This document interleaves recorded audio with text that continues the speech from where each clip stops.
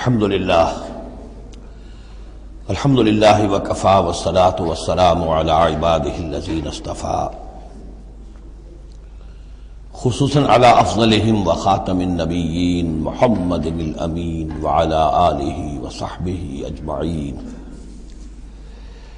اما بعد فقد قال اللہ تبارک وتعالی کما ورد فی سورة النساء اعوذ باللہ من الشیطان الرجیم بسم اللہ الرحمن الرحیم ان المنافقین یخادعون اللہ وهو خادعهم وإذا قاموا إلى الصلاة قاموا كسالى يراءون الناس ولا يذكرون الله إلا قليلا مذبذبين بين ذلك لا إله هؤلاء ولا إله هؤلاء ومن يضلل الله فلن تجد له سبيلا يا أيها الذين آمنوا لا تتخذوا الكافرين أولياء من دون المؤمنين أتريدون أن تجعلوا لله عليكم سلطانا مبينا إن المنافقين في الدرك الأسفل من النار ولن تجد لهم نصيرا صدق الله العظيم رب اشرح لي صدري ويسر لي أمري واحلل عقدة من لساني يفقهوا قولي اللهم ربنا ألهمنا رشدنا واعصمنا من شرور أنفسنا اللهم أرنا الحق حقا وارزقنا اتباعه وأرنا الباطل باطلا وارزقنا اجتنابه اللهم طهر قلوبنا من النفاق وأعمالنا من الرياء وألسنتنا من الكذب وأعيننا من الخيانة فإنك تعلم خائنة الأعين وما تخفي الصدور آمین یا رب العالمین۔ سورہ نساء کے بارے میں نے شروع ہی میں آپ سے یہ عرض کر دیا تھا کہ اس میں سب سے زیادہ خطاب کا رخ جو ہے وہ منافقین کی طرف ہے، اگرچہ کہیں خطاب براہ راست یا ایھا الذین نافقوا کے الفاظ میں نہیں، یا ایھا الذین آمنوا اس لیے کہ وہ بھی ایمان کے دعوے دار تھے، ایمان کے مدعی تھے، قانونی طور پر وہ بھی مسلمان تھے، مومن تھے۔ تو یہ طویل ترین مضمون جو ہے اب کنکلوڈ ہو رہا ہے ان آیات مبارکہ میں۔ ان المنافقین یخادعون اللہ، یقیناً منافق کوشش کر رہے ہیں اللہ کو دھوکہ دینے کی۔ یہ سورہ بقرہ کے دوسرے رکوع میں بھی آیت آئی تھی، میں نے عرض کیا تھا کہ مخادعہ باب مفاعلہ میں کسی شے کی کوشش ہوتی ہے، اس لیے کہ سامنے مقابلہ ہوتا ہے، پتہ نہیں ہوتا کون جیتے گا کون ہارے گا، لیکن یہاں اللہ کی طرف سے وَهُوَ خَادِعُهُمْ، اور یہ خادع جو ہے اس ثلاثی مجرد سے اس میں فاعل ہے، اور یہ آتا ہے نہایت زوردار تاکید کے لیے، اللہ ان کو دھوکہ دے کر رہے گا، یعنی یہ کہ اللہ نے ان کو جو ڈھیل دی ہوئی ہے وہ سمجھ رہے کہ ہم کامیاب ہو رہے ہیں، ہمارے اوپر ابھی تک کوئی آنچ نہیں آئی، کوئی پکڑ نہیں ہوئی، کوئی گرفت نہیں ہوئی، ہم دونوں طرف سے بچے ہوئے ہیں۔ اس حوالے سے وہ اپنی اس ڈھیل کی وجہ سے بڑھتے چلے جا رہے ہیں، بڑھتے چلے جا رہے ہیں، بڑھتے چلے جا رہے ہیں، اور یہی در حقیقت اللہ کی طرف سے گویا کہ ان کو دھوکہ ہے جو دیا جا رہا ہے کہ وہ سمجھ رہے ہیں کہ ہم کامیاب ہیں۔ وَإِذَا قَامُوا إِلَى الصَّلَاةِ قَامُوا كُسَالَىٰ، اور جب وہ کھڑے ہوتے ہیں نماز کے لیے، یہ نماز کی طرف، تو کھڑے ہوتے ہیں بڑی کسل مندی کے ساتھ۔ یہاں ذرا نوٹ کر لیجئے کہ قامہ جو ہے، قامہ یقوم، یہ آتا ہے کھڑے ہونے کے لیے، قائم اس سے اس میں فاعل ہے، لیکن جیسے انگریزی زبان میں آپ کو معلوم ہے کہ ورب کے بعد پریپوزیشنز کی تبدیلی سے بڑے بڑے مفہوم بدل جاتے ہیں۔ انگریزی میں ٹو گیو ایک خاص مصدر ہے، ٹو گیو اپ، اب زمین و آسمان کا فرق ہو گیا، ٹو گیو ان بالکل ہی الٹی بات ہو گئی۔ عربی میں اتنا فرق نہیں ہوتا، لیکن پھر بھی ظاہر بات ہے کہ جو پریپوزیشنز چینج ہوتی ہیں تو فرق پڑتا ہے، اسی لیے میں نے کہا تھا قام اعلیٰ الرجال قوامون علی النساء، اس میں حاکم ہونا، سربراہ ہونا، کسی کے حکم کا نافذ ہونا۔ قام الی، کسی شے کے لیے کھڑے ہونا، کسی شے کی طرف کھڑے ہونا، کوئی کام کرنے کا ارادہ کرنا۔ وَإِذَا قَامُوا إِلَى الصَّلَاةِ قَامُوا كُسَالَىٰ، جب کھڑے ہوتے ہیں نماز کی طرف تو صاف نظر آ جاتا ہے کہ طبیعت میں بشاشت نہیں ہے، طبیعت میں آمادگی نہیں ہے، مجبوراً چونکہ اپنے آپ کو مسلمان ظاہر کرنا ہے لہذا کھڑے ہو رہے ہیں۔ قام بے ہم نے پڑھا تھا، قوامین بالقسط، قائمم بالقسط اللہ کی شان ہے، کسی شے کو قائم کرنا۔ تو اس طریقے سے یہ جو الفاظ ہوتے ہیں ان کے ساتھ پریپوزیشنز کی چینج سے، یہ ہمارے ہاں عربی میں اس کو جو حروف جار کہتے ہیں، ان کے اضافے سے بہت اضافی معنی پیدا ہو جاتے ہیں۔ یراؤن الناس ولا یذکرون اللہ الا قلیلا، وہ لوگوں کو صرف دکھانے کے لیے کھڑے ہوتے ہیں، اور حقیقت میں جو ذکر الہی جو نماز کا اصل مقصد ہے، اقیم الصلاۃ لذکری، وہ انہیں نہیں حاصل ہوتا مگر بہت تھوڑا سا، کسی وقت کوئی واقعتاً اس بے دھیانی میں بھی ہو سکتا ہے کوئی آیت جو ہے وہ بجلی کے کڑکے کی طرح کڑک کر اور ان کے شعور کے اوپر کچھ نہ کچھ اثرات پیدا کر دے، الا قلیلا، بہت اشاعت۔ مذبذبین بین ذالک، یہ اس کے مابین مذبذب ہو کر رہ گئے ہیں، کفر کی طرف یا ایمان کی طرف، یکسو نہیں ہو رہے۔ اس لیے بار بار حضرت ابراہیم کے ساتھ اور حضرت ابراہیم کے تذکرے کے ساتھ حنیف کا لفظ آتا ہے، یکسو ہو جاؤ۔ دنیا میں کفر پر بھی انسان یکسو ہو تو کم سے کم دنیا بن جائے گی اس کی، لیکن یہ کہ اصل میں اگر دنیا اور آخرت دونوں بنانے ہیں تو پھر ایمان کے ساتھ یکسو ہونا ضروری ہے۔ لیکن جو بیچ میں رہیں گے ادھر کے نہ ادھر کے، تو ان کے لیے تو خسرت دنیا والآخرہ، ان کے لیے دنیا اور آخرت دونوں کا گھاٹا اور نقصان ہے۔ لا الہ الا ولا الہ الا، نہ تو یہ ان کی جانب ہے نہ ان کی جانب ہے، نہ ان کے ساتھ یکسو ہیں نہ ان کے ساتھ یکسو ہیں، نہ اہل ایمان کے ساتھ مخلص ہیں نہ اہل کفر کے ساتھ مخلص ہیں۔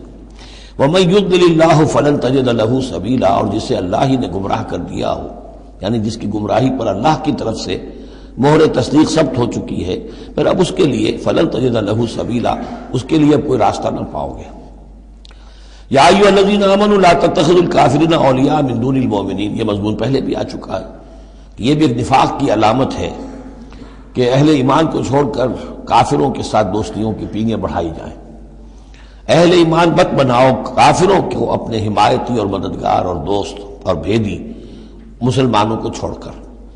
اتریدون ان تجعلوا للہ علیکم سلطانا مبینا، کیا تم چاہتے ہو کہ تم اپنے خلاف اللہ کے ہاتھ میں ایک دلیل دے دو، حجت دے دو؟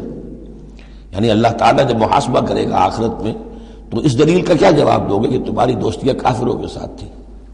تو یہ تو حجت قاطع بن جائے گی تمہارے خلاف، علیکم سلطان مبینہ، یہ حجت قاطعہ ہوگی تمہارے خلاف۔ اب یہ آ رہی آیت ایک اعتبار سے یہ منافقین کے حق میں قرآن حکیم کی سخت ترین آیت ہے، اگرچہ جو سخت ترین آیت بعض اعتبارات سے بلکہ ایک خاص لطیف پہلو سے سخت تر جو آیت ہے وہ سورہ توبہ میں آئے گی۔ یہ دو صورتیں ہیں اصل میں طویل صورتوں میں سے، سورہ توبہ اور سورہ نساء، جس میں کہ نفاق کا مضمون سب سے زیادہ تفصیل کے ساتھ آیا۔ ان المنافقین فی الدرک الاسفل من النار، یقیناً منافق آگ کے سب سے نچلے طبقے میں ہوں گے۔ وَلَن تَجِدَ لَهُمْ نَصِيرًا، اور تم نہ پاؤ گے ان کے لیے کوئی مددگار۔ إِلَّا الَّذِينَ تَابُوا، اصل میں منافقت کا آخری پردہ جو چاک ہوگا وہ ہوگا سورہ توبہ میں، گویا کہ سن 9 ہجری میں جا کر۔ ابھی یہ ہم سن 4 ہجری کے آس پاس ہیں، اس حوالے سے ذرا ابھی فصل ہے، تو ابھی ان کے لیے ایک رعایت رکھی ہے کہ توبہ کا دروازہ تمہارے لیے ابھی کھلا ہے۔ إِلَّا الَّذِينَ تَابُوا وَأَصْلَحُوا، اب بھی اگر سوائے ان کے جو توبہ کریں اور اصلاح کر لیں، وَاعْتَصَمُوا بِاللَّهِ، اور اللہ سے چمٹ جائیں، یکسو ہو جائیں، ایک ہی طرف کے ہو جائیں، کونوا ربانیین، اللہ والے بن جائیں، شیطان سے پینگے نہ بڑھائیں، شیطان کے ایجنٹوں سے اپنی دوستیاں نہ کریں، یکسو ہو جائیں اور اپنے آپ کو اس کے ساتھ وابستہ کر دیں، ہر بعد آباد۔ اب یہ کشتی جو ہے ایمان کی اور اسلام کی، اگر یہ تیرتی ہے تو ہم تیریں گے، اور اگر خدا نہ خواستہ اس کے لیے کوئی حادثہ ہے تو ہم بھی اس حادثے میں شامل ہو گئے۔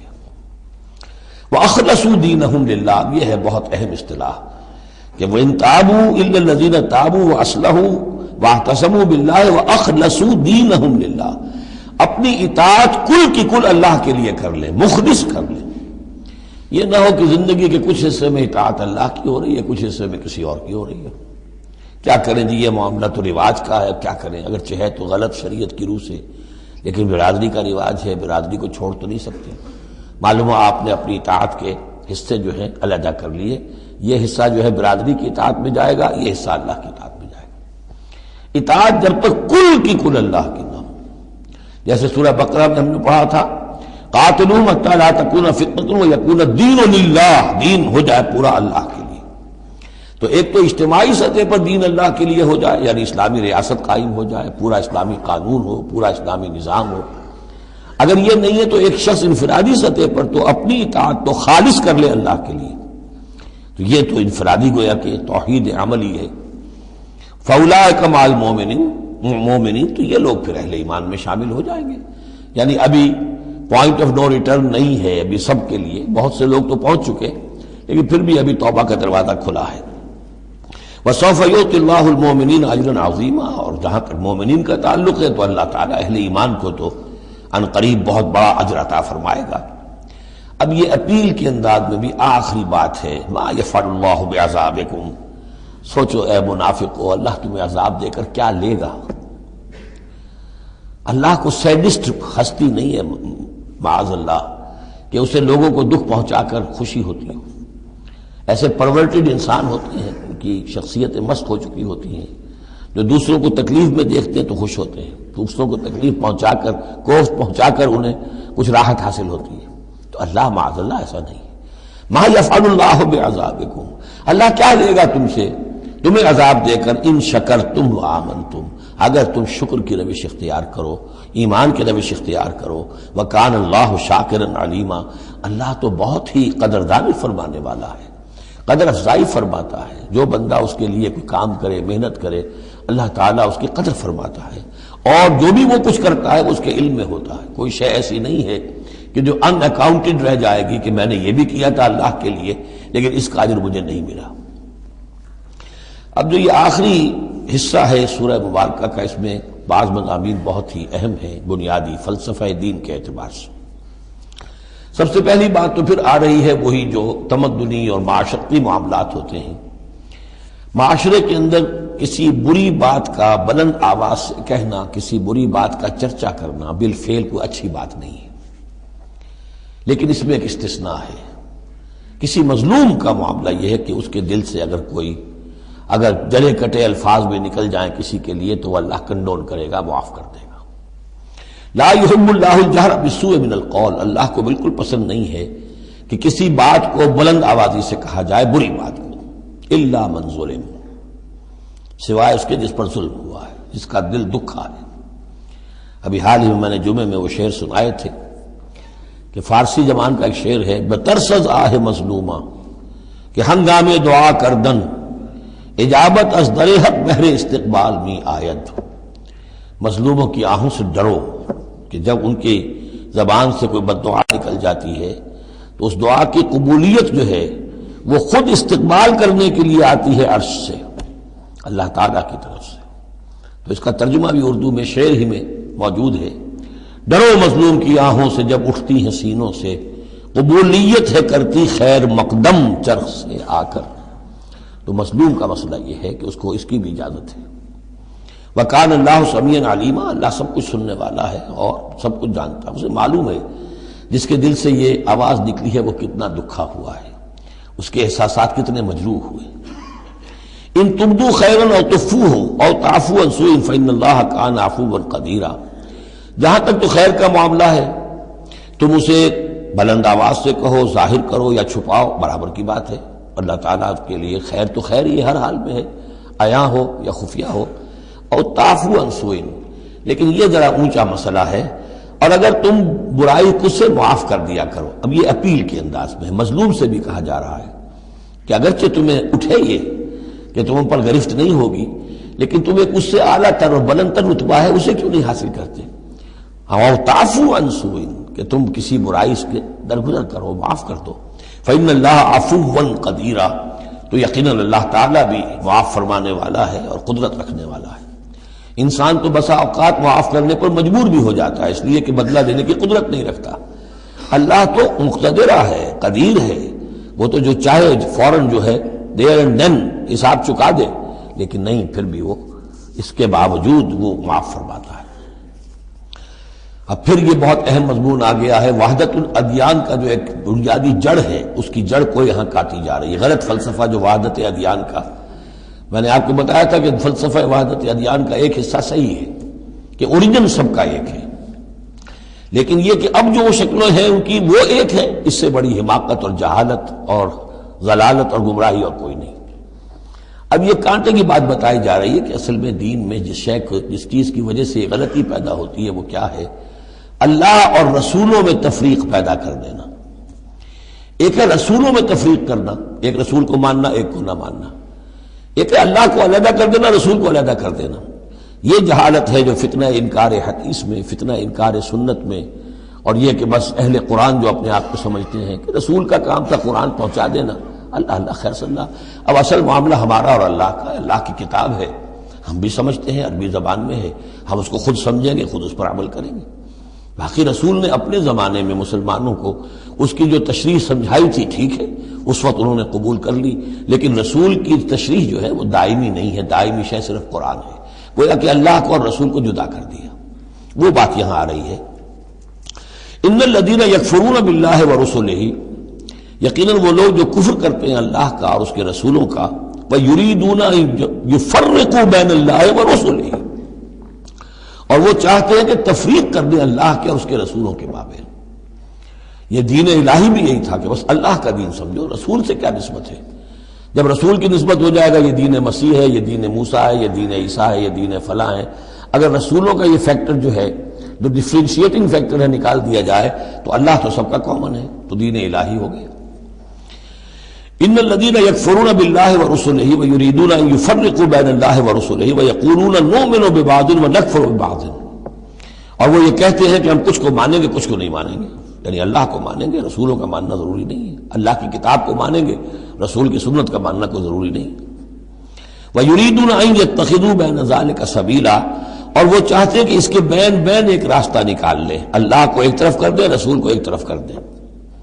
أُولَٰئِكَ هُمُ الْكَافِرُونَ حَقًّا، یہ لوگ کٹر کافر ہیں، ان کے کافر ہونے میں کوئی شک نہیں، یہ حق کہ یہ کافر ہیں۔ وَأَعْتَدْنَا لِلْكَافِرِينَ عَذَابًا مُهِينًا، اور ہم نے ایسے کافروں کے لیے بڑا اہانت آمیز عذاب تیار کر رکھا ہے۔ والذین آمنوا باللہ ورسلہ، اور جو لوگ ایمان رکھتے ہیں اللہ پر اور اس کے رسولوں پر، ولم یفرقوا بین احد منہم، اور انہوں نے ان میں سے کسی کے مابین کوئی تفریق نہیں کی، نہ اللہ کو رسول سے جدا کیا نہ رسول کو رسول سے جدا کیا۔ ہم تو سب کو مانتے ہیں، لا نفرق بین احد من رسلہ، ان کو بھی مانتے ہیں جن کے نام قرآن مجید میں آ گئے ہیں، اور مانتے ہیں کہ اور بھی بے شمار آئے ہوں گے، یقین کے ساتھ نہیں کہہ سکتے، تعین کے ساتھ نہیں کہہ سکتے، یہ معلوم ہے اور بھی بہت نبی آئے ہیں، کسی پرٹیکولر پرسن کے بارے میں یقین کے ساتھ نہیں کہہ سکتے، یہ یقین سے کہہ سکتے ہیں کہ بے شمار نبی اور بھی آئے، رسول اور بھی آئے۔ لم یفرقوا بین احد منہم اولئک سوف یؤتیہم اجورہم، یہ وہ لوگ ہیں کہ جنہیں اللہ تعالیٰ ان کے اجر عطا فرمائے گا، وکان اللہ غفورا رحیما، اور یقیناً اللہ تعالیٰ غفور الرحیم ہے۔ یسألک اہل الکتاب ان تنزل علیہم کتابا من السماء، یہ اہل کتاب یہ یہودی ہے، محمد صلی اللہ علیہ وسلم آپ سے مطالبہ کر رہے ہیں کہ ان پر ایک کتاب آسمان سے اتاری جائے، یعنی جیسے تورات اتری تھی۔ آپ تو کہتے ہیں مجھ پر وحی آتی ہے، کہاں لکھی ہوئی ہے وہ وحی، کون لایا ہے ہمیں تو پتہ نہیں، موسیٰ کو تو وہ لکھی ہوئی ملی تھی اور وہ پتھر کی تختیوں میں لے کر آئے تھے۔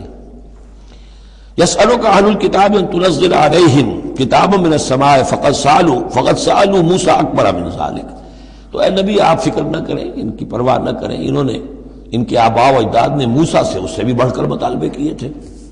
فقالوا ارنا اللہ جہرۃ، یاد کرو کہ وہ اللہ سے انہوں نے تو یہ مطالبہ بھی کیا تھا کہ ہمیں دکھاؤ اللہ کو عیاناً، ہم خود دیکھنا چاہتے ہیں۔ فاخذتهم الصاعقۃ بظلمهم، تو ان کی اس گناہ کی پاداش میں انہیں ایک کڑک نے آ پکڑا تھا۔ ثم اتخذوا العجل من بعد ما جاءتهم البینات، پھر یہ کہ ان لوگوں کی ناہنجاری کا یہ بھی اندازہ کرو کہ جبکہ واضح نشانیاں ان کے پاس آ چکی تھی، 9 معجزے حضرت موسیٰ کے وہ دیکھ چکے تھے، پھر بھی انہوں نے بچڑے کی برسی شروع کر دی۔ فعفونا عن ذلک، ہم نے ان تمام چیزوں سے درگزر کیا۔ وآتینا موسیٰ سلطانا مبینا، اور ہم نے موسیٰ کو غلبہ عطا کیا، واضح غلبہ، فرعون اور اس کے علاوہ لشکر کو ان کی نگاہوں کے سامنے غرق کر دیا۔ ورفعنا فوقهم الطور بميثاقهم، اور ہم نے ان کے سروں پر معلق کر دیا تھا طور کو، پہاڑ کو، جبکہ ان سے عہد لیا جا رہا تھا۔ وقلنا لهم ادخلوا الباب سجدا، اور ہم نے کہا تھا کہ جب یہ شہر فتح ہو جائے تمہارے ہاتھوں، یریکو، تو اس میں داخل ہونا تو سروں کو جھکا کر۔ وَقُلْنَا لَهُمْ لَا تَعْدُوا فِي السَّبْتِ، اور ہم نے ان سے یہ بھی کہا تھا کہ سبت کا، ہفتے کا جو قانون ہے اس میں حد سے تجاوز نہ کرو. وَأَخَذْنَا مِنْهُمْ مِيثَاقًا غَلِيظًا، اور ہم نے ان تمام باتوں کے ان سے بڑے گاڑھے قول و قرار لیے تھے، بہت گاڑھے معاہدے کیے تھے. فَبِمَا نَقْضِهِمْ مِيثَاقَهُمْ، اب یہاں ان کے کچھ جرائم کی فہرست آ رہی ہے، اور یہاں یوں سمجھیے کہ مبتدا ہی کی تکرار ہو رہی ہے، اس میں جو خبر ہے وہ گویا کہ وہ محذوف ہے. یوں پہلے ہی اگر سمجھ لیں گے تو بات یوں بنے گی فَبِمَا نَقْضِهِمْ مِيثَاقَهُمْ لَعَنَّاهُمْ، تو انہوں نے جو ہمارے میثاق کو توڑا اور توڑتے رہے، جو بھی وعدے کیے تھے، ہم نے ان پر لعنت کر دی بس. لیکن یہ لعناہم اتنی واضح بات تھی کہ اس کو کہنے کی ضرورت نہیں آئی، بلکہ اور ان کے جرائم کی فہرست بیان ہو رہی ہے. فَبِمَا نَقْضِهِمْ مِيثَاقَهُمْ وَكُفْرِهِمْ بِآيَاتِ اللَّهِ، اللہ کی آیات کے انکار کے سبب سے، وَقَتْلِهِمُ الْأَنْبِيَاءَ بِغَيْرِ حَقٍّ، اور ان کا انبیاء کا قتل کر دینا بغیر حق. وَقَوْلِهِمْ قُلُوبُنَا غُلْفٌ، اور ان کے اس کہنے کی پاداش میں کہ ہمارے دل تو غلافوں میں بند ہیں. بل طبع اللہ علیہا بکفرہم، بلکہ حقیقت یہ ہے کہ اللہ نے ان کے اوپر مہر کر دی ہے ان کے کفر کے باعث. فلا یؤمنون الا قلیلا، ہاں واقعتاً اب وہ ایمان نہیں لائیں گے مگر بہت ہی شاذ. وبکفرہم وقولہم علی مریم بہتانا عظیما، اور بسبب ان کے اس کفر کے جو انہوں نے کیا اور جو انہوں نے مریم پر ایک بہتان عظیم لگایا، حضرت مریم سلام علیہا پر بہتان یہ لگایا کہ یہ زنا کیا ہے اور یہ یوسف نجار کا بیٹا ہے یہ مسیح.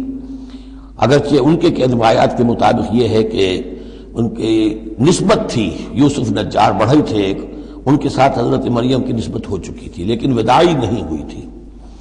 لیکن وداعی سے پہلے ہی ان کے مابین تعلق ہوا اور یہ بیٹا ہو گیا، تو یہ تو پھر ولد الزنا ہوا. یہ تھی اتنی بڑی بات تھی جو وہ کہتے ہیں، اور اس کو باقاعدہ پکچرز بنا کے امریکہ میں چلاتے ہیں. سن آف مین، تم جسے سن آف گاڈ کہتے ہیں وہ سن آف مین ہے. اب سن آف مین جو ہے اس کو سمجھ لیجئے کہ اس کا مطلب کیا ہوا پھر.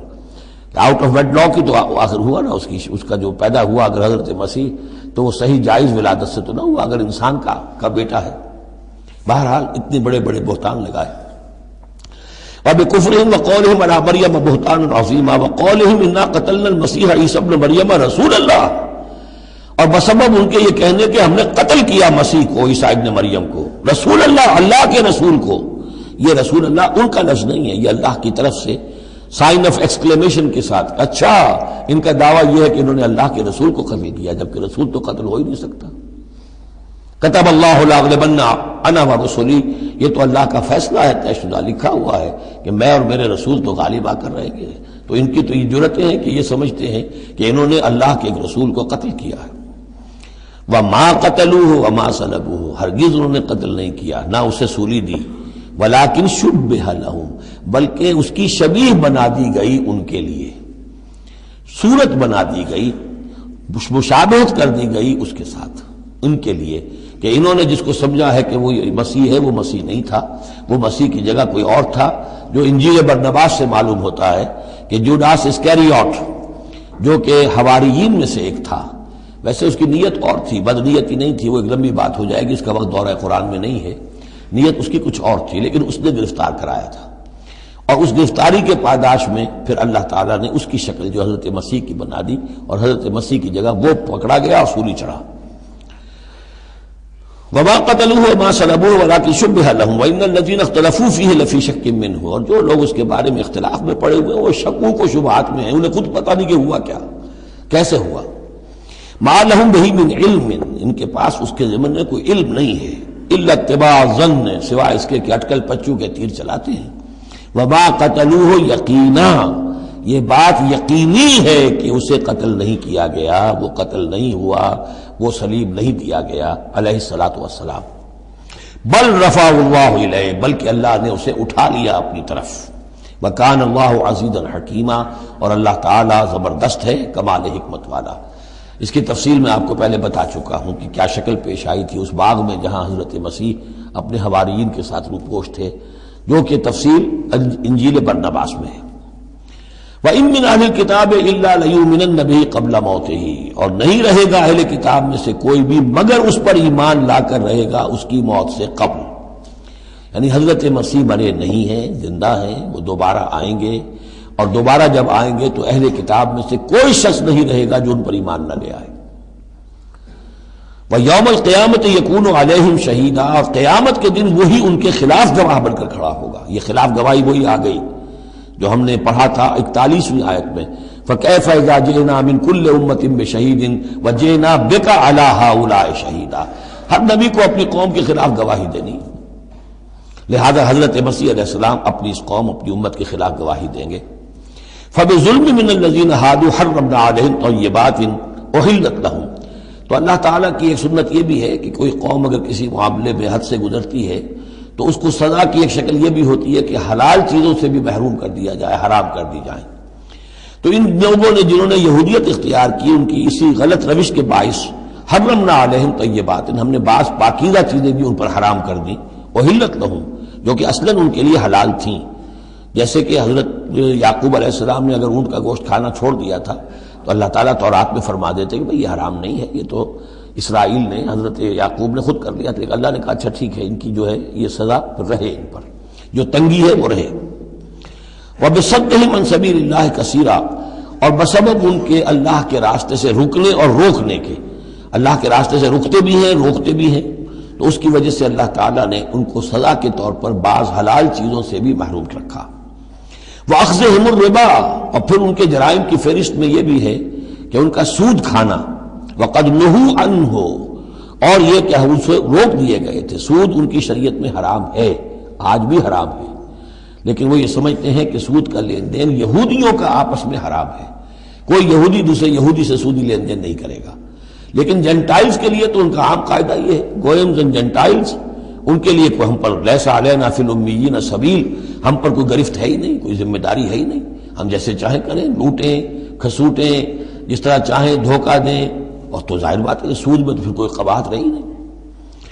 وَأَخْذِهِمُ الرِّبَا وَقَدْ نُهُوا عَنْهُ وَأَكْلِهِمْ أَمْوَالَ النَّاسِ بِالْبَاطِلِ، اور بسبب ان کے لوگوں کے مال ناحق ہڑپ کرنے کے، وَأَعْتَدْنَا لِلْكَافِرِينَ مِنْهُمْ عَذَابًا أَلِيمًا، اور ان میں سے جو کافر ہیں، جنہوں نے اب کفر کی بھی روش اختیار کر لی ہے، ان کے لیے ہم نے بہت دردناک عذاب تیار کر رکھا ہے۔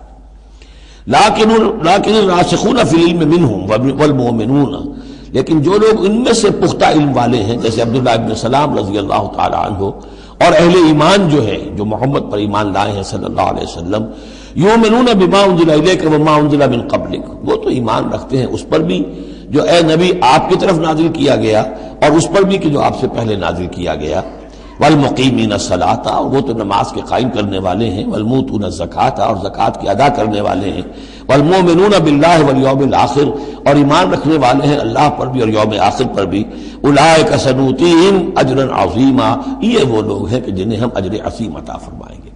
یہاں بھی آپ دیکھ رہے ہیں کہ ابھی تھوڑی سی گنجائش رکھی جا رہی ہے کہ اہل کتاب میں سے بھی اگر کوئی ایلیمنٹ ہے، کوئی کہیں کونے کھجرے میں پڑا ہوا جس کے اندر فطرت جو ہے ابھی کچھ موجود ہے، سلامتی کسی درجے میں ہے، تو جس طریقے سے بھی ہو، یعنی بچا کھچا بھی اگر اس کان میں کوئی ہیرے کا ٹکڑا پڑا ہوا تو وہ بھی نکل آئے، بجائے اس کے کہ ابھی آخری دروازہ بند کر دیا جائے۔ تو نہ آخری دروازہ ابھی بند کیا منافقین پر اور نہ ان پر کیا۔ لیکن راسخون فی العلم منہم، اب ان میں سے اشارہ کر دیا گیا کہ ان میں سے بھی کچھ ہو سکتے ہیں، باقی اہل ایمان کے روش تو یہ ہے ہی، والمؤمنون یؤمنون بما انزل الیک وما انزل من قبلک والمقیمین الصلاۃ والموتون الزکاۃ والمؤمنون باللہ والیوم الآخر اولئک سنؤتیہم اجرا عظیما۔ اب جو مقام آ رہا ہے یہ 23ویں رکوع کے شروع میں، یہ ان چند مقامات میں سے قرآن کے جس میں کہ انبیاء اور رسولوں کے ناموں کا گلدستہ آیا ہے۔ مثلا یہاں آپ دیکھیں گے پے بپے بہت سے انبیاء اور رسول کا نام لیے گئے، پھر ان میں سے بعض کی جو اضافی اور شانیں ہیں ان کا بیان کیا گیا، اور پھر بڑی اہم آیت فلسفہ قرآن کے اعتبار سے آگے آئے گی کہ نبوت کا بنیادی مقصد کیا ہے، نبوت کا بنیادی مقصد، فلسفہ نبوت، اساسی فلسفہ نبوت۔ انا اوحینا الیک کما اوحینا الی نوح، اے نبی ہم نے آپ کی جانب وحی کی ہے جیسے کہ ہم نے نوح کی طرف وحی کی تھی، والنبیین من بعدہ، اور ان کے بعد بہت سے انبیاء پر کی تھی، حضرت شیس علیہ السلام، وہ بھی حضرت نوح علیہ السلام، بلکہ یہ تو حضرت نوح سے بھی پہلے کے لوگ ہیں، شیس جو ہیں۔ اوحینا الی نوح والنبیین من بعدہ واوحینا الی ابراہیم واسماعیل واسحاق ویعقوب والاسباط، اور ہم نے وحی کی ابراہیم کی طرف، اسماعیل کی طرف، اسحاق کی طرف، یعقوب کی طرف اور ان کی اولاد کی طرف، وعیسیٰ وایوب ویونس وہارون وسلیمان، اور عیسیٰ کی جانب اور ایوب کی جانب اور یونس کی جانب اور ہارون کی جانب اور سلیمان کی جانب، وآتینا داؤد زبورا، اور داؤد کو تو ہم نے زبور جیسی کتاب عطا فرمائی، ورسلا قد قصصناہم علیک من قبل، ایسے بھی بہت سے رسولوں کو ہم نے بھیجا، یا وہی ہم نے ان کی جانب کی بھیجے ایسے رسول کہ جن کا ہم اس سے پہلے آپ کے سامنے تذکرہ کر چکے ہیں، ورسلا لم نقصصہم علیک، اور ایسے بھی بہت سے رسول ہیں کہ جن کے حالات ہم نے آپ کے سامنے بیان نہیں کیے۔ پوری دنیا کی تاریخ بیان کرنا تو قرآن مجید کا مقصد نہیں ہے، یہ تو کتاب ہدایت ہے، تاریخ کی کتاب نہیں ہے۔ وَكَلَّمَ اللَّهُ مُوسَىٰ تَكْلِيمًا، اور خاص اب شان جو حضرت موسیٰ علیہ السلام کی امتیازی شان ہے، اور موسیٰ سے تو کلام کیا اللہ نے جیسے کہ کلام کیا جاتا ہے، بس صرف یہ ہے کہ من ورائے حجاب تھا، پردے کے پیچھے سے تھا دو بدو کلام۔ اب وہ آیت آ رہی ہے کہ یہ رسول کس لیے بھیجے گئے؟ رسلا مبشرین و منذرین، یہ رسول بھیجے گئے بشارت دینے والے بنا کر اور خبردار کرنے والے بنا کر، لئلا یکون للناس علی اللہ حجۃ بعد الرسل، تاکہ نہ رہ جائے لوگوں کے حق میں، للناس لام نوٹ کیجئے، علی اللہ اللہ کے مقابلے میں کوئی حجت کوئی دلیل رسولوں کے آنے کے بعد، وکان اللہ عزیزا حکیما، اور اللہ تعالیٰ زبردست ہے لیکن ساتھ ہی حکمت والا ہے۔ اب اس کو سمجھیے کہ جب ہم یہ کہتے ہیں کہ قیامت کے دن اللہ تعالیٰ حساب لے گا اور امتحان ہوگا، امتحان سے پھر نتائج نکلیں گے ہمارے کہ کون پاس ہوا کون فیل ہوا، لیکن امتحان لیا جاتا ہے کچھ پڑھا کر، کیا پڑھایا ہمیں، جانچا جاتا ہے کسی کو کچھ دے کر، کسی بچے کو آپ دیجئے 10 روپے، پھر آپ دیکھیے اس کا میلان تباہ کیا ہے، ٹافی کی دکان کی طرف بھاگتا ہے یا کوئی کسی کتابوں کی دکان کی طرف بھاگتا ہے، پتہ چل جائے گا اس کا رجحان کیا ہے۔ کچھ دے کر آزماتے ہیں نا، کچھ پڑھا کر امتحان لیتے ہیں، تو ہمیں کیا پڑھایا ہے، کیا دیا ہے؟ اس میں ہے جو قرآن مجید کا بنیادی فلسفہ ہے کہ اللہ تعالیٰ نے انسان کو سمع، بصر، عقل، 3 بڑی چیزیں دی، پھر اللہ تعالیٰ نے انسان کے اندر روح ودیت کی اور نفس انسانی میں خیر اور شر کا علم ودیت کر دیا ہے۔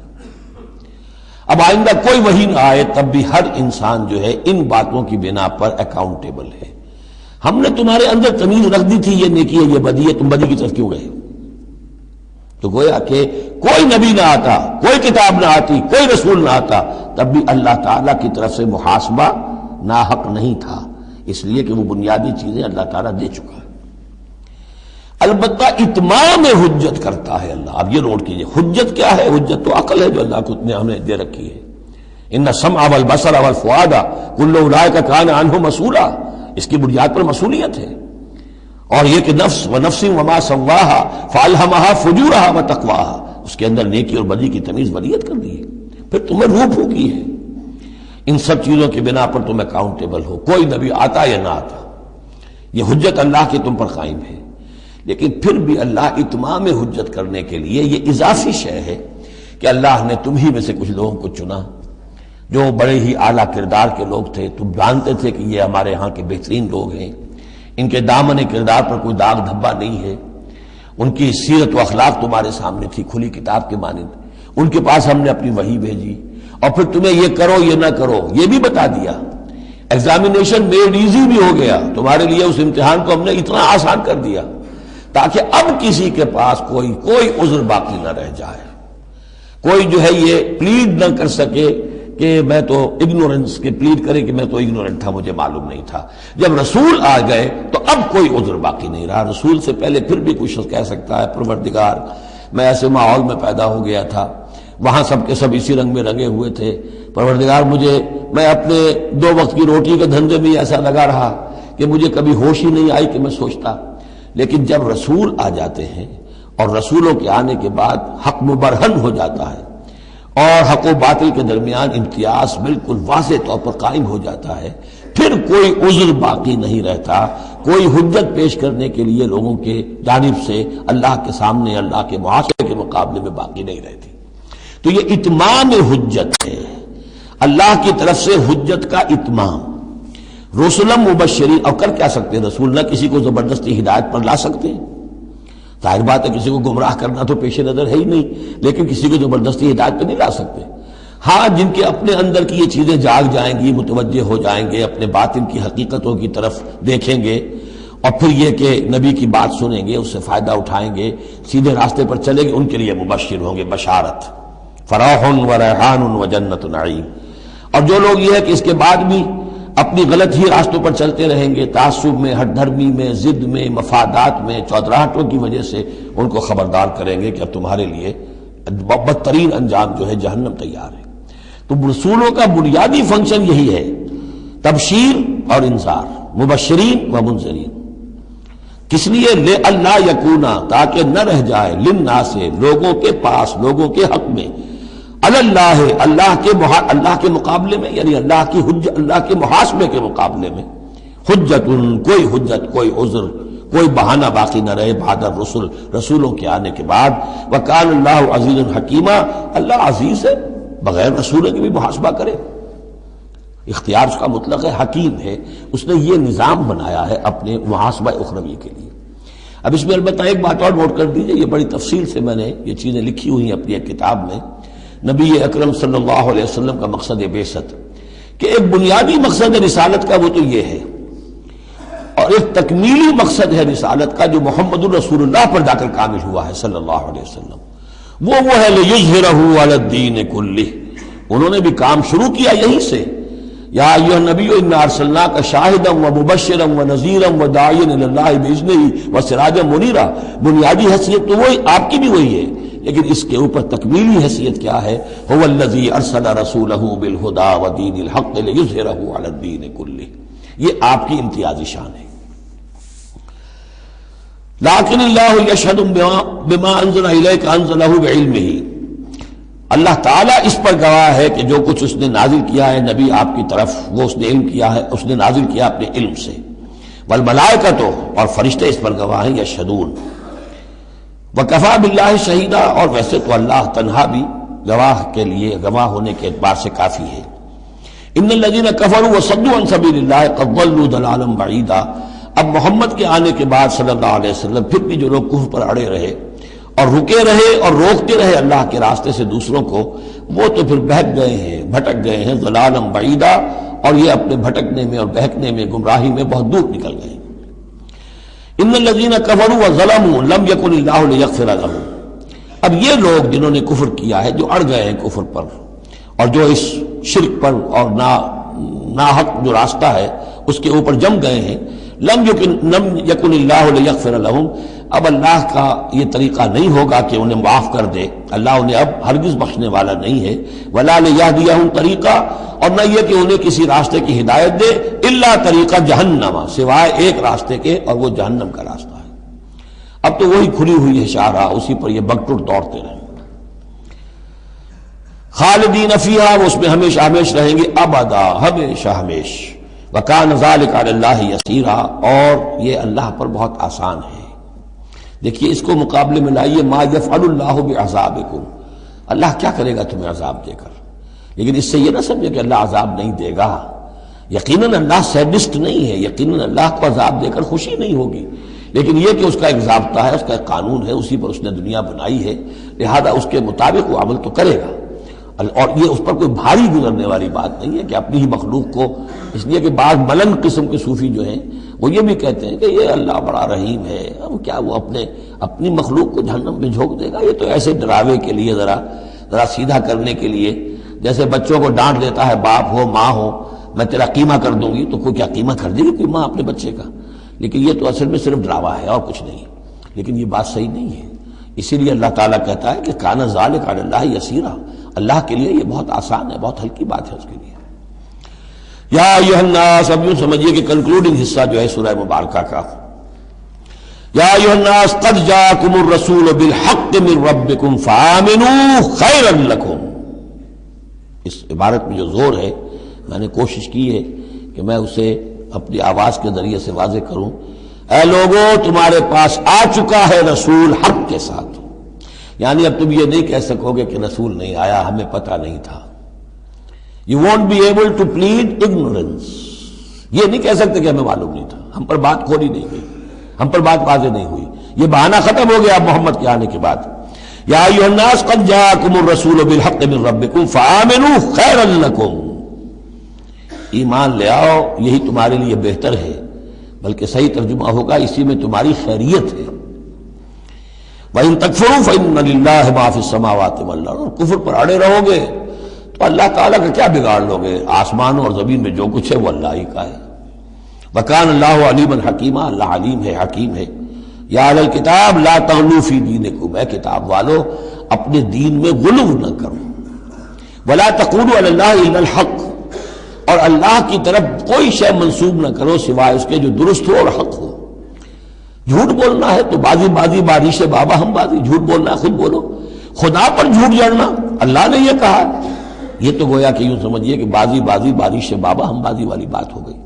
لا تقولوا علی اللہ الا الحق انما المسیح عیسی ابن مریم رسول اللہ، دیکھو مسیح عیسیٰ ابن مریم اللہ کے رسول تھے، یہ حیثیت ان کی ہے، الوہیت میں کوئی حصہ نہیں ہے، وہ خدا کے بیٹے نہیں ہیں، رسول اللہ ہے۔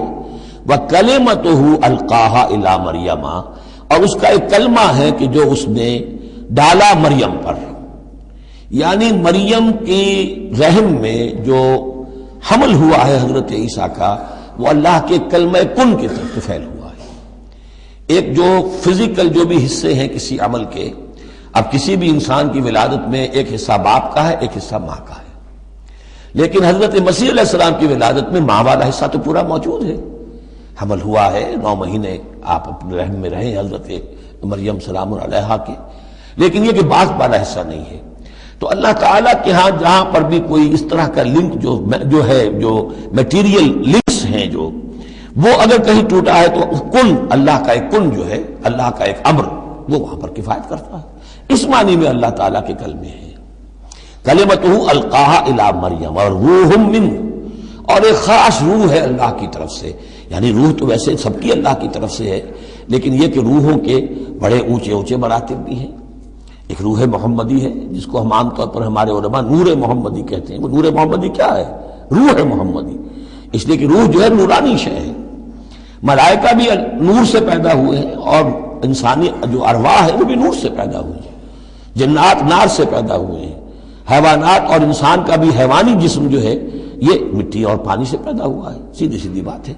تو چونکہ ارواح جو نورانیاں ہیں تو وہ نور تو ہے، تو حضور کی نور، حضور کی روح اس کی اپنی شان ہے، حضرت عیسیٰ کی نور کا نور اور ان کی روح ان کی اپنی شان۔ روح منہ فآمنوا باللہ ورسولہ، پس ایمان لاؤ اللہ پر اور اس کے رسولوں پر۔ ولا تقولوا ثلاثہ، اور دیکھو تثلیث کا عقیدہ مت گھڑو، یہ نہ کہو کہ تین، ایک میں تین، تین میں ایک، الوہیت تین میں ہو گئی، تین اقنوم ہے۔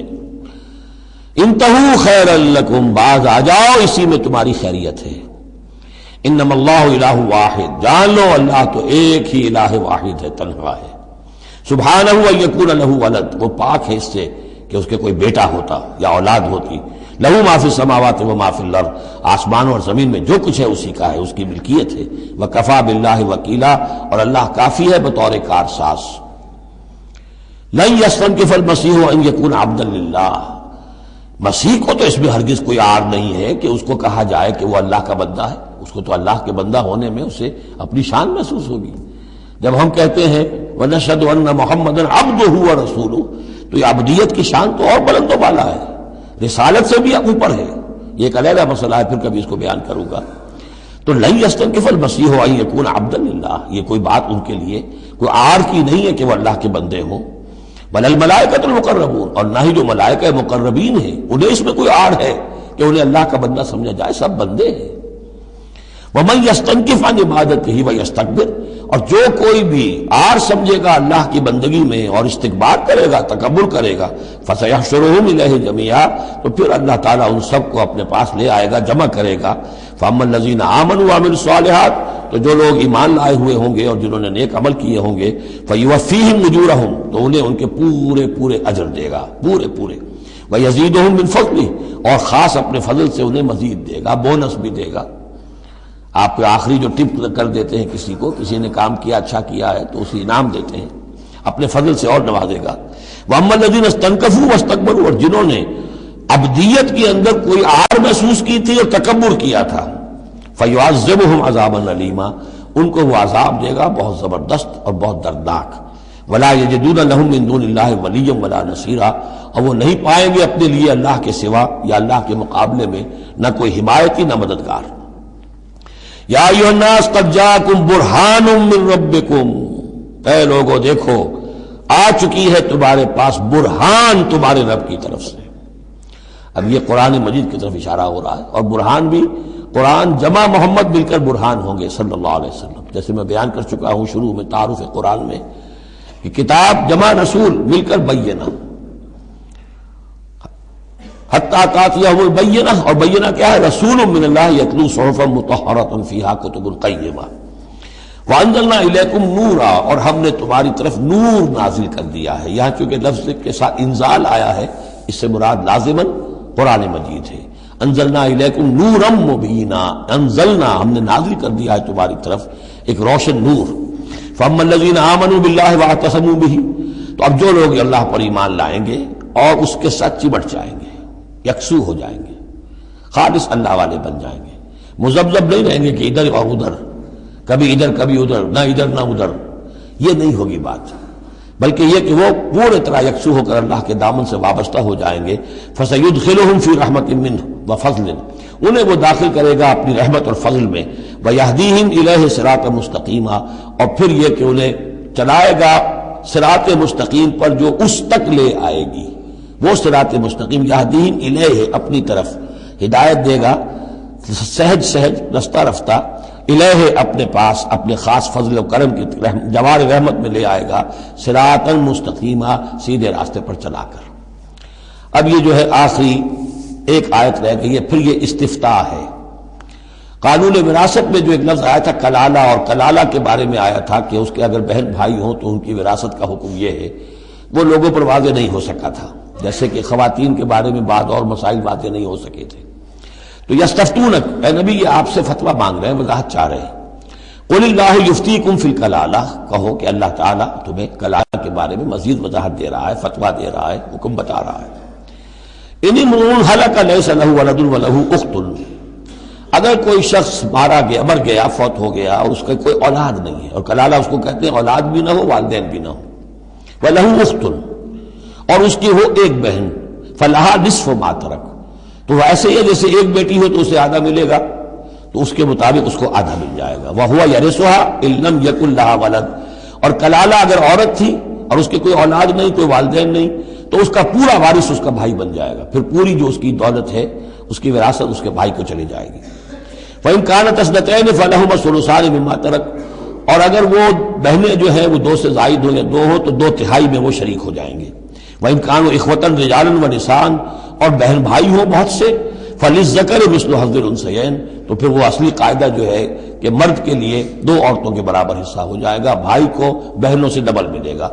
یعنی یوں سمجھ لیجئے کہ وہ جو حکم وہاں تھا بیان کیا گیا وہ اخیافی بہن بھائیوں کا تھا۔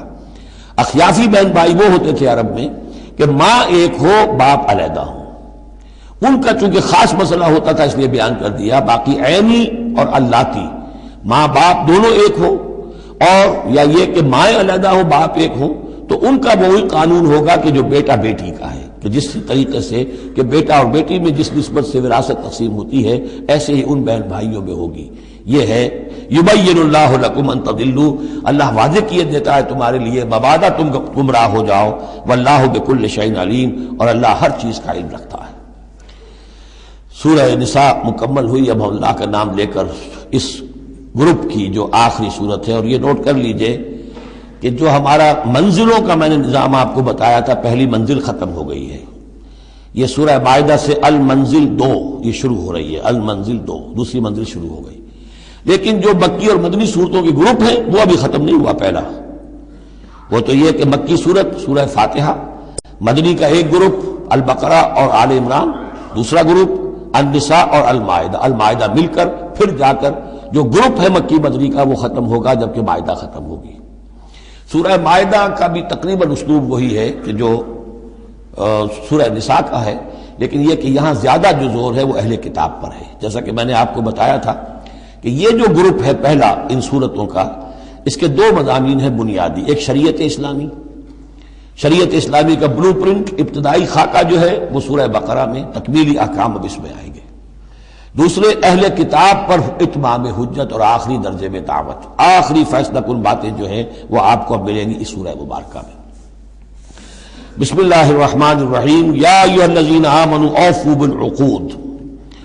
سورہ نساء شروع ہوئی تھی یا ایھا الناس سے، اے لوگو۔ یہاں بس فرق یہ ہے کہ یا ایھا الذین آمنوا، اہل ایمان، اپنے عہدوں کو، معاہدوں کو، قول و قرار کو پورا کیا کرو۔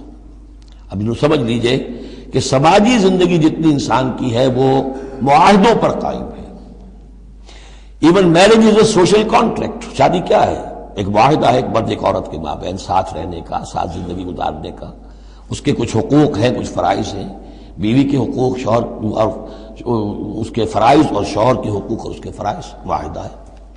بڑے بڑے کاروبار جو ہیں وہ معاہدوں کی شکل میں ہوتے ہیں، تو معاہدہ ہے۔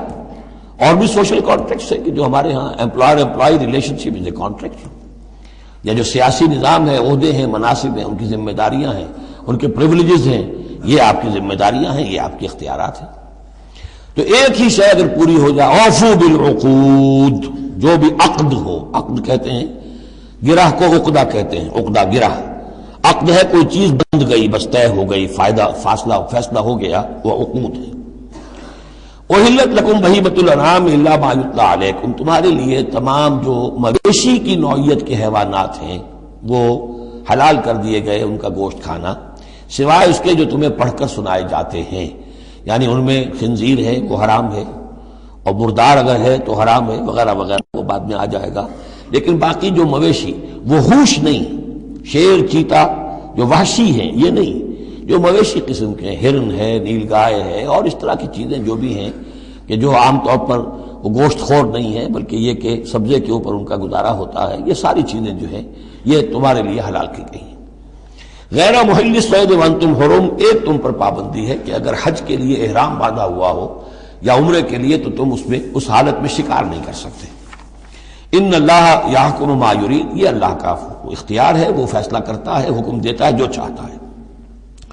یا ایھا الذین آمنوا لا تحلوا شعائر اللہ ولا الشہر الحرام ولا الہدی ولا القلائد ولا عامین البیت الحرام، اہل ایمان مت بے حرمتی کرو اللہ کے شعائر کی، مت حلال کر لیا کرو، بے حرمتی کر دیا کرو اللہ کے شعائر کی، اور نہ حرمت والے مہینوں کی، اور نہ ہدی کے جانوروں کی، جو جانور لے کے جائے جاتے تھے کعبے کی طرف حج کے لیے یا عمرے کے لیے ساتھ لے کر جاتے تھے، ولا القلائد، اور ان کے گلوں کے اندر پٹے ڈال دیے جاتے تھے علامت کے طور پر کہ اب یہ کعبے کی طرف جا رہے ہیں، ولا عامین البیت الحرام، اور نہ وہ حاجی لوگ کہ جو بیت حرام کی طرف چل رہے ہیں، قصد کر رہے ہیں، جا رہے ہیں، اب وہ بھی ان کی بھی ایک نسبت ہو گئی ہے کہ یہ سفر کر رہے ہیں تو اللہ کے گھر کے مسافر ہیں۔ جیسے کہ وہاں آپ نے دیکھا ہوگا جو گئے ہیں کہ انہیں وہ کہتے ہیں مرحبا بضیوف الرحمن، کہ مرحبا ان لوگوں کو کہ جو رحمان کے مہمان ہیں، یعنی حاجی جو یہاں آئے ہیں وہ اصل میں اللہ کے مہمان ہیں، اللہ میزبان ہے۔ تو اب ان کے لیے یہ ہے کہ ان کی بے حرمتی نہ ہو، حتیٰ کہ عزت نہ ہو۔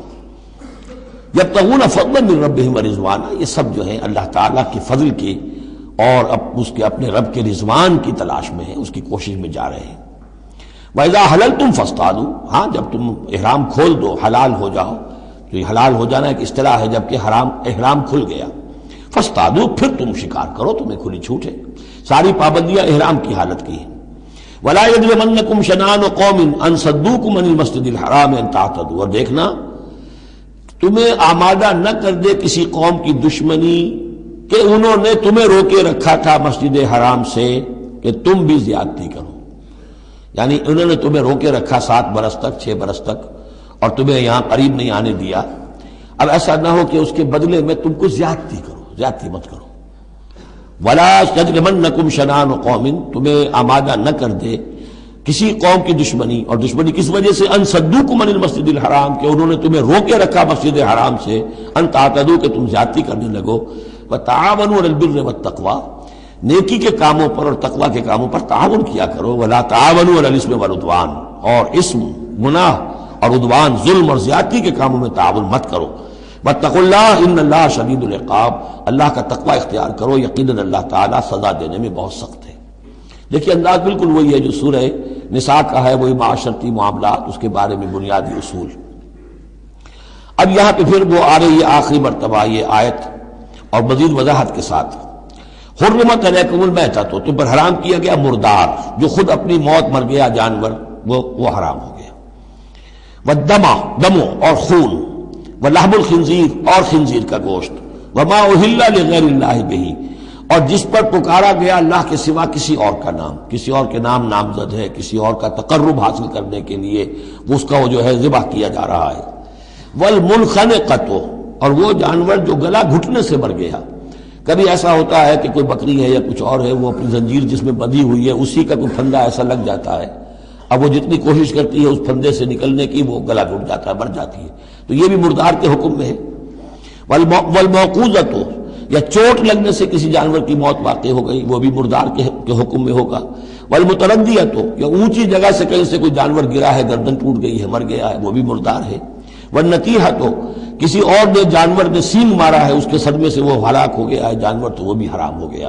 یعنی میتہ کی مزید 4 قسمیں، یہی نہیں ہے کہ کسی بیماری سے جانور مرا ہو، لیکن یہ کہ یہ مرنے کی، ذبح ہونے کی نوبت نہیں آئی، اس کے جسم سے خون نکلنے کا امکان نہیں رہا، اس کا خون جو ہے اس کے جسم کے اندر ہی جم گیا ہے، اس کے گوشت کا حصہ بن گیا ہے، لہذا وہ مردار کے حکم میں ہے۔ وما اکل السبع الا ما ذکیتم، اور جسے کھا لیا ہو درندوں نے مگر یہ کہ جسے تم ذبح کر لو۔ فرض کیجئے کہ کسی شیر نے یا کسی چیتے نے کسی ہرن کے اوپر حملہ کیا، لیکن اس سے پہلے کہ وہ ہرن مرتا وہ شیر بھاگ گیا، آپ نے کوئی فائر کیا وہ بھاگ گیا، ابھی ہرن میں جان ہے، آپ نے جا کے ذبح کر لیا تو وہ پھر آپ کے لیے جائز ہے، کیونکہ ابھی اس میں جان تھی، ذبح آپ نے کیا ہے، تو اب یہ کہ اس میں سے وہ خون نکل جائے گا، تو جہاں جہاں شیر کا منہ لگا ہو اس حصے کو کاٹ کر پھینک دیجئے، باقی آپ کھا سکتے ہیں۔ الا ما ذکیتم، سوائے اس کے کہ جسے تم نے ذبح کر لیا۔ وما ذبح علی النصب، اور یہ بھی تمہارے لیے حرام کیا گیا کہ تم استھانوں پہ جا کر ذبح کرو، یہ خاص جگہ ہے، یہ خاص جو ہے وہ کسی ولی اللہ کا بازار ہے، وہاں جا کے ذبح کرنا، یا کسی دیوتا یا دیوی کا کوئی استھان ہے، وہ بھی اب حرام ہو گیا۔ وَأَن تَسْتَقْسِمُوا بِالْأَزْلَامِ، یا جوئے کے تیروں کے ذریعے سے تقسیم کرو، یہ بھی ایک جوئے کی شکل ہو جاتی تھی، وہ لوگ یہ کرتے تھے، قربانی اپنی کی، اس کے بعد گوشت کے ڈھیر لگا دیے، اب تیروں کے ذریعے سے جوا کھیل رہے ہیں تو بڑے بڑے ڈھیر جو ہیں اس کے اندر داؤ پر لگ رہے ہیں۔ ذالکم فسق، یہ تمام چیزیں جو ہیں گناہ کے کام ہیں۔ الیوم یئس الذین کفروا من دینکم، دیکھو اب یہ کافر لوگ تمہارے دین سے مایوس ہو چکے ہیں، یعنی یہ سمجھ چکے ہیں کہ نظام تو اب اللہ ہی کا رہے گا۔ اب یہاں پر چونکہ سورہ مائدہ جیسا کہ میں نے اس کی آخری صورتوں میں سے ہے، لہذا اب انہیں یہ تو توقع نہیں ہے کہ اسلام کا راستہ روک سکیں گے، لیکن وہ یہ ضرور چاہیں گے کہ اس قسم کی چیزیں تمہارے اندر جاری رہیں، اس طرح کی چیزیں جیسے ہمارے ہاں بھی ہندوانہ اثرات چلتے رہے بہت عرصے تک، اب بھی چل رہے ہیں۔ تو الیوم یئس الذین کفروا من دینکم، تمہارے دین سے تو وہ مایوس ہو چکے ہیں کہ اب یہ دین تو انہی کا ہوگا اور ہمارا دین ختم ہوا۔ فلا تخشوہم واخشونی، تو اب ان سے مت ڈرو، مجھ سے ڈرو۔ الیوم اکملت لکم دینکم، آج کے دن میں نے تمہارے لیے تمہارے دین کی تکمیل فرما دی ہے۔ واتممت علیکم نعمتی، اور تم پر اتمام فرما دیا ہے اپنی نعمت کا۔ ورضیت لکم الاسلام دینا، اور تمہارے لیے میں نے پسند کر لیا ہے ہمیشہ ہمیش کے لیے میرے ہاں پسندیدہ اور مقبول دین صرف اسلام ہے۔ فمن اضطر فی مخمصۃ، اب یہ جو حکم دیا گیا تھا یہ چیزیں حرام ہیں، تو لیکن کوئی شخص اگر اضطرار میں آ جائے، شدید فاقہ ہے، بھوک ہے، جان نکل رہی ہے، غیر متجانف لاسم، اس میں گناہ کی طرف کوئی رجحان نہ ہو، کوئی شرارت دل کے اندر نہ ہو کہ میں نے واقعی یہ سور حرام ہے لیکن ذرا چکھ کے دیکھنا ہی ہے آج تو کیسا ہے، نہیں، جان پر بنی ہوئی ہے لیکن اس قسم کا خیال کوئی نہ ہو۔ فإن اللہ غفور الرحیم، تو اللہ تعالیٰ غفور اور رحیم ہے۔ یسألونک ماذا أحل لهم، اے نبی آپ سے پوچھتے ہیں کہ ان کے لیے کیا کچھ حلال ہے۔ قل أحل لكم الطیبات، تمہارے لیے سب پاکیزہ چیزیں حلال کر دی گئیں۔ وما علمتم من الجوارح مکلبین تعلمونہن مما علمکم اللہ، اور جو تم چھوڑتے ہو سدھاتے ہو شکاری جانوروں کو، جنہیں تم چھوڑتے ہو شکار کے لیے، انہیں تم نے سدھایا ہے، سکھایا ہے اس میں سے کہ جو اللہ نے تمہیں سکھایا ہے۔ فَكُلُوا مِمَّا أَمْسَكْنَا عَلَيْكُمْ، تو اب وہ اگر جا کر آپ نے کتا چھوڑا ہے، اس نے خرگوش کو پکڑ لیا ہے یا کسی اور جانور کو، فَإِنْ أَمْسَكْنَا عَلَيْكُمْ، اگر انہوں نے روکے رکھا ہے تمہارے لیے اس شکار کو تو اس کو کھاؤ۔ وَاذْكُرُوا اسْمَ اللَّهِ عَلَيْهِ، اس پر اللہ کا نام لو۔ وَاتَّقُوا اللَّهَ، اور اللہ تعالیٰ کا تقوی اختیار کرو۔ إِنَّ اللَّهَ سَرِيعُ الْحِسَابِ، یقیناً اللہ تعالیٰ حساب لینے میں بہت جلدی کرتا ہے، یا حساب لینے میں اسے دیر نہیں لگتی۔ بارک اللہ لی و لکم فی القرآن العظیم ونفعنی وإیاکم بالآیات والذکر